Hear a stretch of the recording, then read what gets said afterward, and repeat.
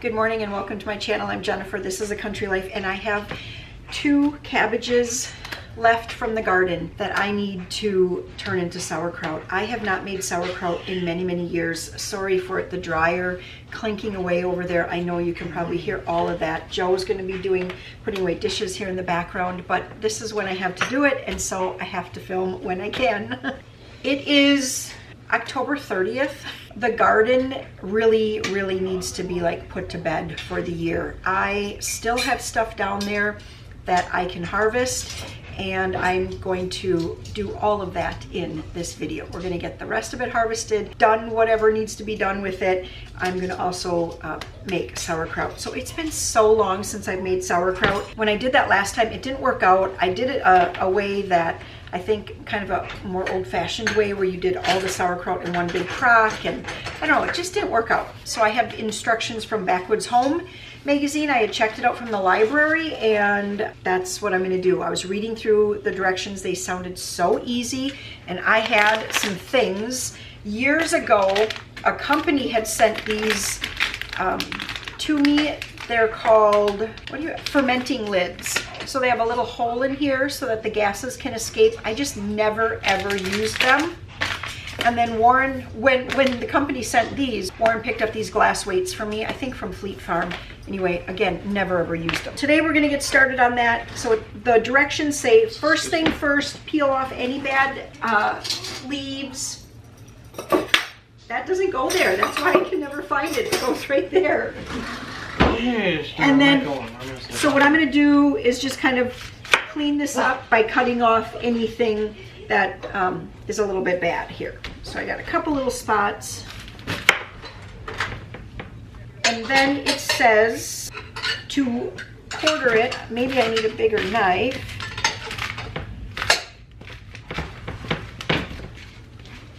Quarter it here.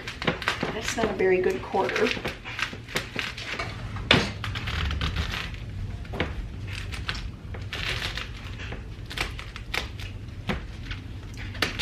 My knife is just not big enough. I know this knife is nice and sharp. Basically, I'm just trying to get this cleaned up here and cut out the core, which I didn't cut it very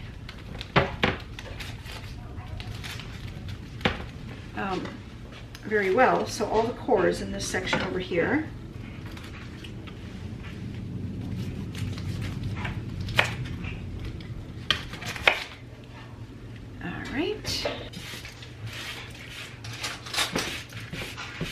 It says shredded into thin strips with a knife, a mandolin, or a meat slicer.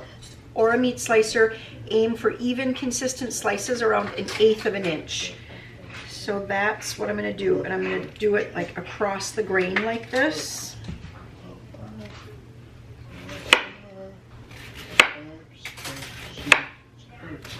Just nice and even.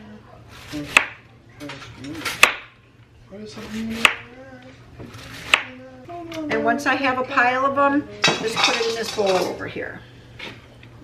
Right, I'm going to continue that for all of this. I have this other head. I'll do the same thing to this head. Take off the outer leaves, cut the core out, and then slice it thin. I'll be back when that's done. All right, this is my huge bowl of cabbage. I feel like I'm biting off more than I can chew with this. This seems like a lot. Like this is going to make a lot of sauerkraut. Although, I mean, when I try to rationalize it here, I know that it's going to compact a lot once I start the massaging process. I'm now at the salting stage. I have to weigh the shredded cabbage, then sprinkle salt over it. A good rule of thumb is 2% salt by weight, or let's see, it says if I'm using coarse pickling salt, it is 2 heaping teaspoons per 2 pounds of cabbage. I should have weighed this bowl first. I'm going to weigh the bowl that's 1 size smaller. That's 1 pound 5 ounces. So I'm just going to guess that this bowl is 2 pounds. That's what we're going to do. We're just going to guess it's 2 pounds. So I have just over 6 pounds, accounting for the bowl, 2 pounds. I have just over 6 pounds of cabbage, and it says here, this is a 2 teaspoon measuring spoon.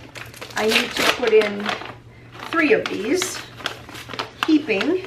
Is that heaping?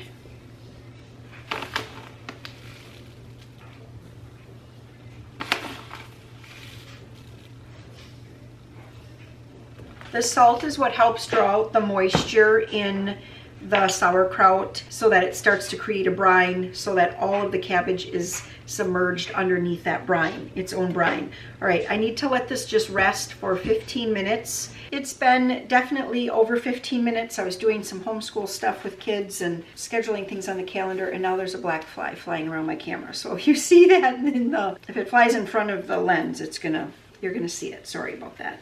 I can definitely tell that some moisture is starting to come out of the cabbage. So now what it says here is I need to massage and knead this for another 15 minutes. Massage and knead until it starts to release moisture.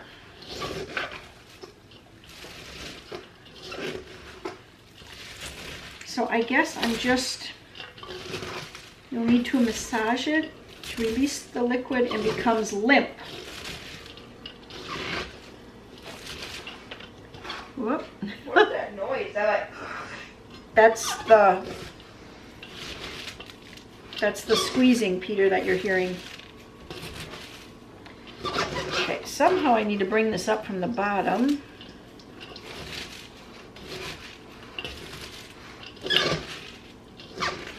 This is going to be a long 15 minutes. How do you comprehend? How do you what? Spell comprehend. Comprehend. C-O-M-P-R-E-H-E-N-D. Comprehend.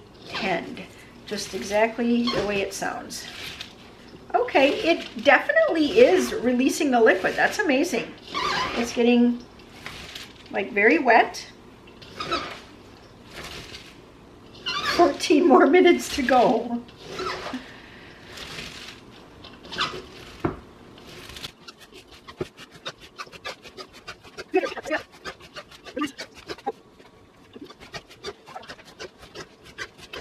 Whenever I'm doing a project like this, I always think, who was the first person that figured this out? Who was the first person to think, I'm going to shred up cabbage, massage it with salt, pack it into jars or crocks, and then just see what happens?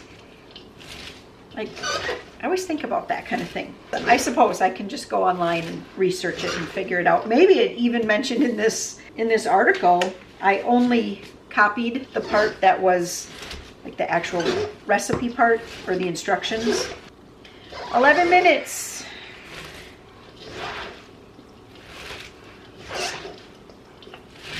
We're in the last minute, and 10 minutes in, it really started to get more watery. It kind of seemed the same, and then all of a sudden it just got really liquidy. I mean, there's probably a ½ inch of brine at the bottom.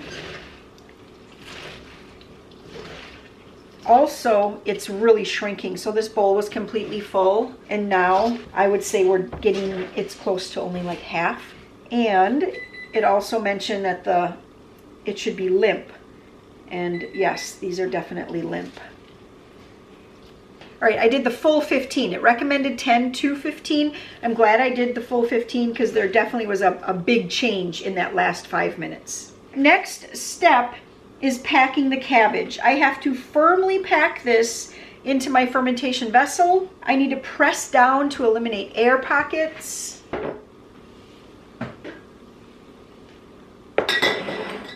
So at this point, what I need to do is I need to pack this in, leaving 1 to 2 inches of space so that I don't, to help eliminate any, like, it's not gonna boil over, but like ferment over. And it says to press it down, and then it's supposed to be completely under its own brine. Now, maybe once I get everything packed, whatever liquid is left in here, I'll pour over each of these. That's what I'm thinking. So I'm just tightly packing it, tamping it down with this wooden tool here that I have, and I want to leave 2 inches. Amazingly, I got all of that cabbage into 4-quart jars. I thought I was going to have to do a 5th, but then I ended up being able to tamp this down far enough. It says 1 to 2 inches. I didn't measure this, but I think I'm at around 1 3/4 inches, so it should be all right here. And I do have some brine. So I'm just going to go through and pour this over these 4 jars.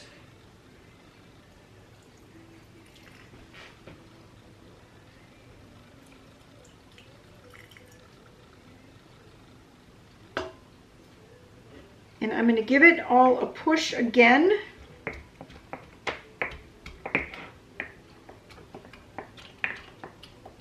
At the beginning, I was supposed to save some clean cabbage leaves. So I have that. And I'm supposed to put a clean cabbage leaf over top of this to make sure that no cabbage is sticking out.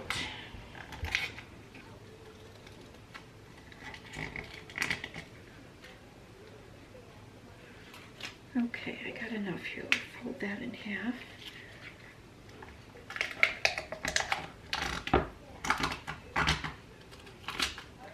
So you don't want any of the sauerkraut part, that cabbage, you don't want any of that to be exposed to the air, otherwise it can mold. And I'm pretty sure that's what happened last time. You know, that was like 20 some years ago when I did it. I think that some of the cabbage got exposed to the air and so it molded. And my friend had said that that would not be a big deal. You just scrape that off. But it was like, it just kept going and going and going. And I don't know, it just didn't taste very good. So I never did it again. But we're going to do this, making sure that the cabbage leaf covers everything. So just remember, this was 2 large heads of cabbage, and it is producing 4 quarts. I want to get that piece off right there. Why are you doing that? Because you don't want any of the cabbage to be exposed to the air, otherwise it can mold. It says this step is crucial. This is putting on a weight. So I have glass weights here. So I'm just going to put that weight on each one. And this is to keep everything submerged. Can I put it? Yep. Mm-hmm. Yep. Ooh, that's good. That's good. That's good. All right. So that, yep, that is to keep everything submerged underneath there. And we put those. Then we're going to put, let's see, now we're at the covering. So that was weighing down. This is the weighing down step. Cover your fermentation vessel with a cloth secured with a rubber band or a fermentation lid. These are fermentation lids. They have a little opening here. And they're glittery. What? Okay. Oh, you're right. They do kind of look a little shiny or something. So now what we're going to do is just put that in place. We're now onto the fermentation stage. I have to place my vessel in a cool, dark spot, 65 to 75 degrees, and then let it go for 2 to 4 weeks or even longer, depending on your preferences. I check mine every week to make sure the cabbage stays submerged. All right, so 2 to 4 weeks. I'm probably gonna make a note on my calendar for 5 days from now to go and check it. I'm gonna put this into the basement. I think that's gonna be the coolest, darkest spot. I am going to set it in a container in case it does spill over. It's been a few days since I was going to be putting the garden to bed, I guess, is what I was thinking. But anyway, we're finally coming down to do these potato buckets. Well, what are we going to find? Huh? There's a potato. There's a potato. There's a potato. There's a potato. Here's There's one. A potato.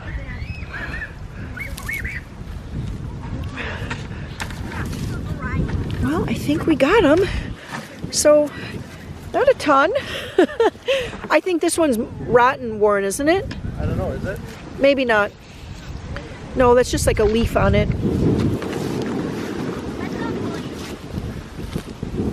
There's There's one. a tater.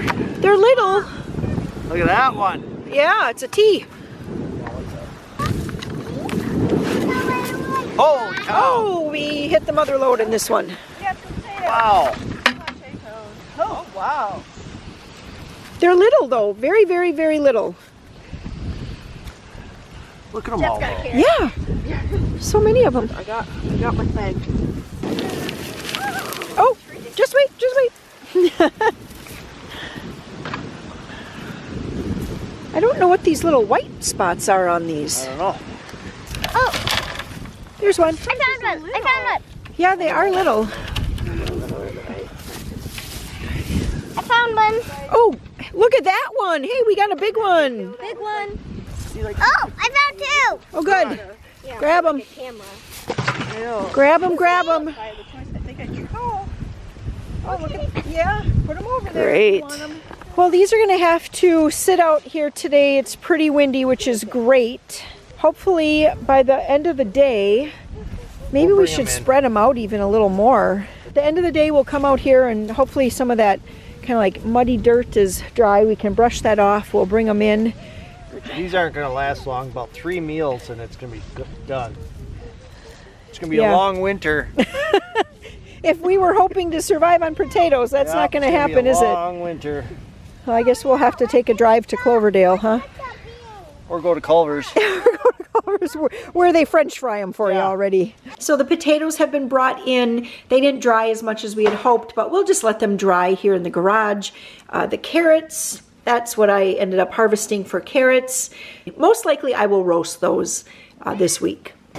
More of preserving of the harvest is going to be making cranberry sauce. So I have 2 pots going. I only like to do a double batch at a time.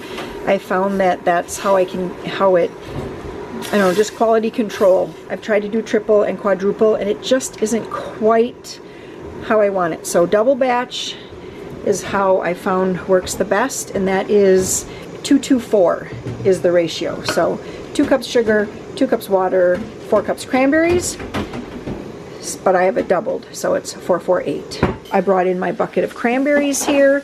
I have another entire bucket to go, so I'm hoping between these 2 pails I'm going to get about 48 pints of cranberry sauce.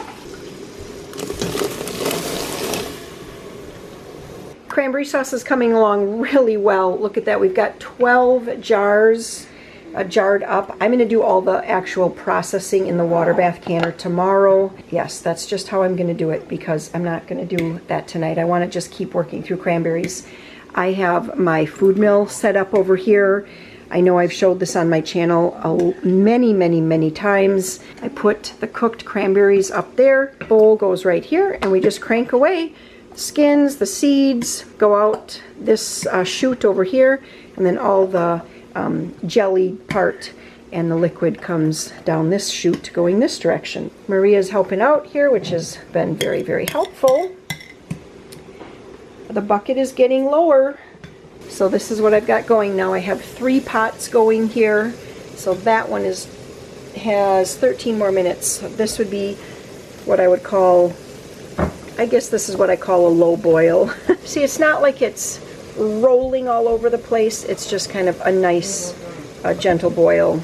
And then over here I have the water. I always cook this for 5 minutes, just the water and the sugar. All the cranberries have been made into sauce, at least 1 full 5-gallon pail. I have 1 more yet to go. I was thinking it was going to take 2 pails to do 48 pints. This is 38 pints here from only 1 pail. From the last time I did a great big batch like this, I always thought it took 1 pound of cranberries to make 1 jar of sauce, but not quite a pound. When you are home preserving, it's really important to wipe the rims so they're nice and clean before putting the lids and the rings on. Alright, I'll be back. Okay. Okay. I will call you if I hear something different.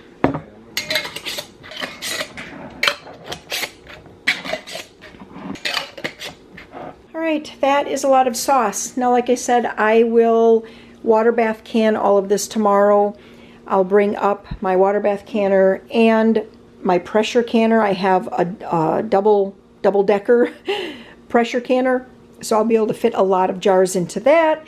And I'm trying to remember how many jars Well, it doesn't matter. Tomorrow's will be a new day, and I will get all of this water bath canned tomorrow. And yeah, now it's just clean this up. Unfortunately, you know, I started this at 5 o'clock this evening, and so I wasn't able to go work through all of the cranberries. Normally, I would like to work through everything at once because cleaning this that's just kind of a pain. Actually, Warren is going to eat that right there. I didn't scrape it real clean because he's like, yeah, I'll eat that cranberry sauce there tonight yet. So anyway, cleaning this is a little tedious, and so I do normally, under perfect circumstances, I would like to just do all of it at once, but it's just how it went today. I didn't get started until much later compared to what I thought, and that's just what we did. Now look at me, I am covered in cranberry sauce. I'm gonna get these dishes washed up, and then tomorrow I will be back.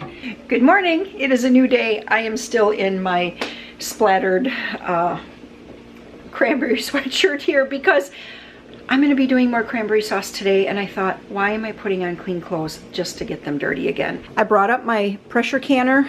I'm just using it as a water bath though. I just take that little, like the little relief valve off, and I'm just using it as a water bath canner today. I've got this one going. I have a total of, I think, 22 pints going between these two. So I bring the temperature up like pretty hot.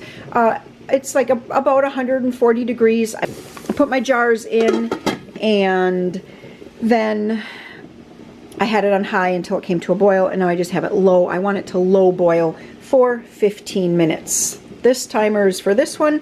I'll have to use the microwave timer for this pot. This one hasn't gotten hot enough yet. You know, it's a lot more water to heat there. One thing I want to point out though is that I shouldn't be taking this off all the time, but you'll see 1, 2, 3, 4, 5, 6, 7, I have 8 jars in there. This is pretty rusty, but this holds only 7 jars. This is what comes with the canner, and it's perfect for quarts. But for pints, you can get 1 more jar in there, and it just speeds up the processing process to be able to do 8 jars instead of 7 jars. So what I do is I just use the bottom piece, the metal like rack that comes with my smaller canner, and I just put that on the bottom here. That keeps the jars up off the bottom. You know, that's really the purpose of that rack there, is to keep the jars up off the bottom.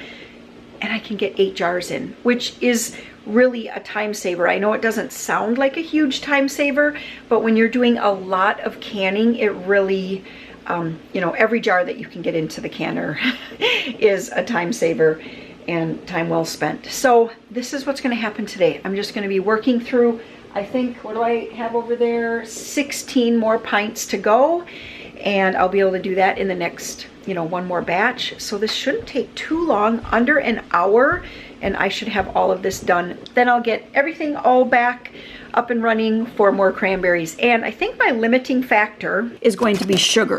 This was a 25-pound bag, so I have like this much left. And when I run out of this sugar, that's all I have, because I also have been really working at using absolutely everything that's in my pantry. And I've said this before, not that I want my stores of food to go to just like nothing, but I do every once in a while like to just really, really get everything cleared out. So we eat things that, you know, we cycle through the Jell-O, we cycle through the puddings, we cycle through the, just like dip mixes and gravy mixes and just all the things that tend to kind of get hidden, all the pasta, all the little things that get hidden. It's nice to kind of take a week and just really try to use it up so that I can be replacing and kind of just have a whole new stock of stuff. I have my double layer towel down. The first batch is done.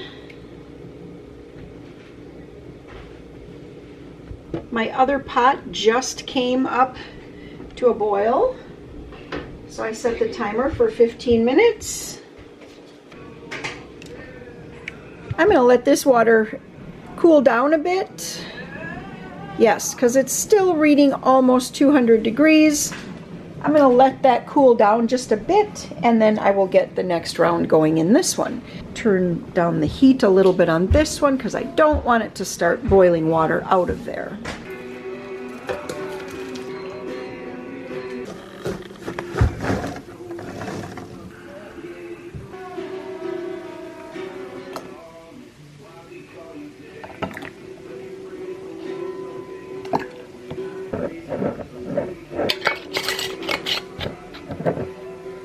All right, the last of the cranberry sauce that I'm making as my regular style is now in the canner. So today I was able to get an additional 14 pints with the remaining sugar that I had. Warren popped in though, and he was like, oh, you should try some experimenting.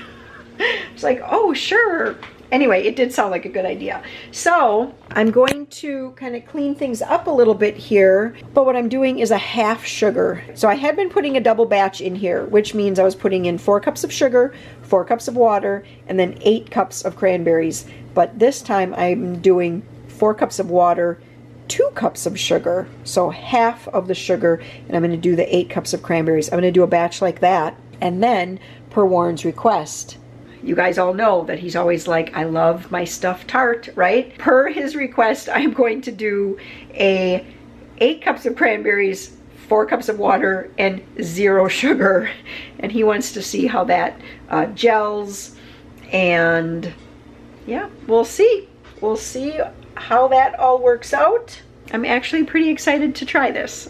Into the hopper right now is straight cranberries and water. This is just no sugar added. The only amounts of sugar that there could be in here is that I didn't clean this whole thing out. I scraped it really well. Well, ooh, that was hot. I scraped it really well, but there could still be a little bit of cranberries in there that has some sugar. But otherwise, this is no sugar added. I can tell you already, it's much lighter in color. It obviously yields less sauce, the less sugar that you add. So let me just show you. So right here is regular cranberry sauce. It is cool. It hasn't completely set up. Normally my sauce will set up so it's completely firm so that you can actually slice it. And we really like it like that. But this is full sugar. So you guys, for a double batch, that yields 3 wide mouth pint jars plus another half.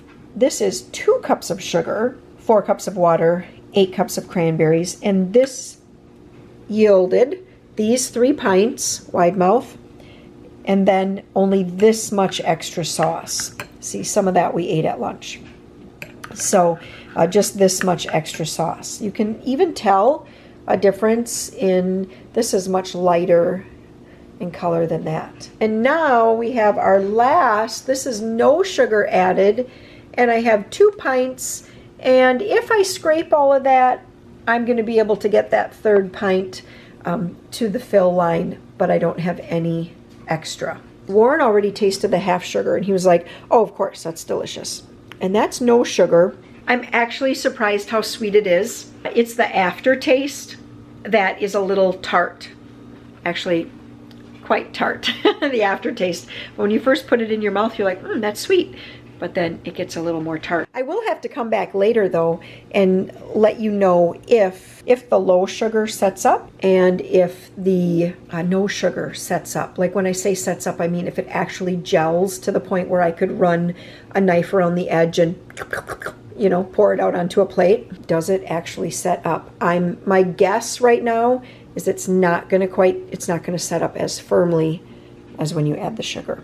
I need to get all of this cleaned up, and I need to process those 6 jars. Here is a look at the sauce. It's a lot of sauce, isn't it? But it's going to be so nice to have for the next year. I mean, I have more than 1 jar a week, and that is going to make everybody very, very happy. One quick thing that I want to point out to you is that if you don't want to process or, you know, water bath can the cranberry sauce, you know what? You don't have to. Let's say you have this set up and you only want to make 6 jars. So you want to make, that would just be like 2 double batches. Or maybe you want to make, just a smaller amount like that, and you don't want to have to pull out your canner to water bath it. That you don't need to. Just be sure that you put the lid on right away. It will lightly seal. It's not sealed where it can sit on your shelf, but you can put that in the back of your fridge then, and it is going to be good. You guys, it's going to be good for 3 months, for sure. And you can just set it back there and then just pull a jar out when you want it, and there's no need to water bath can it. I do that all the time when I'm just making a smaller amount. I want like maybe just to have 6, 8, 10 jars kind of a thing, and then I just put them in the fridge, pull them out as needed, and they're always perfectly good. Holds up for a long time. It is the sunniest day of the week. It's also the windiest day. They're saying 25 mile an hour winds, which out here, there's a lot of open space. It's probably 35 mile an hour winds. It gets so incredibly windy out here. I'm heading down to the garden now. Ooh, I'm gonna change my shoes. So 58 pints of sauce are put up for the coming year. Are they curling? They're so cute though. The pumpkins, they're starting to lose their, what are they starting to lose, Maria? I don't know. Their freshness. That's what they're starting to lose. Oh good, Dad already brought the tractor down here at the garden so that I could put all the waste material in it and haul it away. Otherwise, I would put it on a tarp and then we would drag it to the woods, but let's use heavy equipment since we've got it. So Maria, the plan, yes, we're just gonna pull everything out and we're gonna put it in the bucket. Just really trying to get this put away. It's very rare that we actually get this done.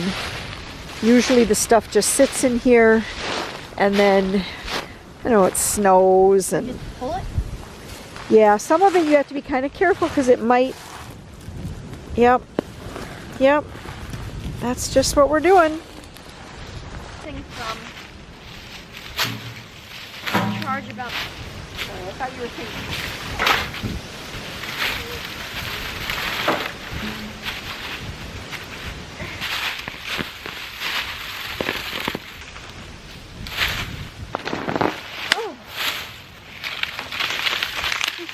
come out. That's good. This one. Come on, Joe.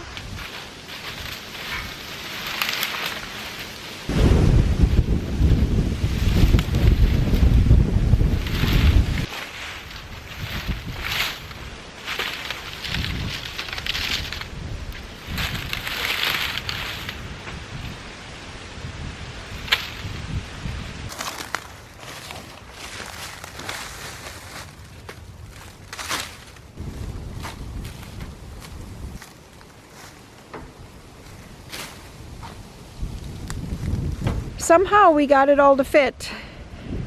It was like, it was full, and then we just kept filling, and it just kept letting us fill it. Yeah. All right, well this is pretty good, I'd say. Actually, I'd say it's really good. The wind is blowing pretty good, isn't it, Maria? Mm-hmm. Whatever is left is just gonna kind of blow around. And for our country yard, that's good. Warren is gonna dry this off later when he gets in. And next project is going to be covering the strawberries. Last year, I did not get the strawberries covered. I thought they actually would be okay, and they weren't. So what we're going to do is I'm going to come along and just trim off anything. I mean, it's too bad, because I mean, these are all wonderful, what they call like daughter plants. I don't have a bigger space. It's 2 days later now. And I just wanted to show you the final setting of each of the versions of sauce that I made. So this is original, this is the full sugar. There it is in the sunlight. And you can see it is completely, I don't know if the camera's catching this well, it is completely set. And I can put it onto a plate, I can slice it. This is the half sugar. And let's turn that one on its side. You can see it has gelled. Do you see that? It's gelled, but not completely.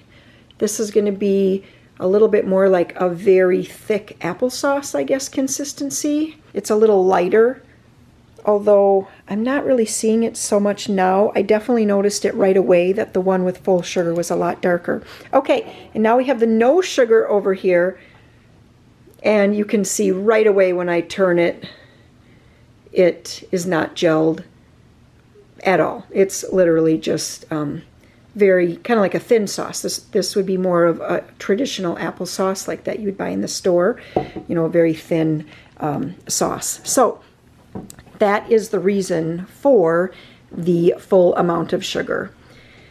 Now, even when I say full amount of sugar, I usually don't level the 1 cup. I just sort of scoop. And if I get 3/4 of a cup or I get 7/8 of a cup, it's fine. I never go over the 1 cup though. So just so you know that if you can reduce the sugar in the sauce, you're just going to get a different gel to it.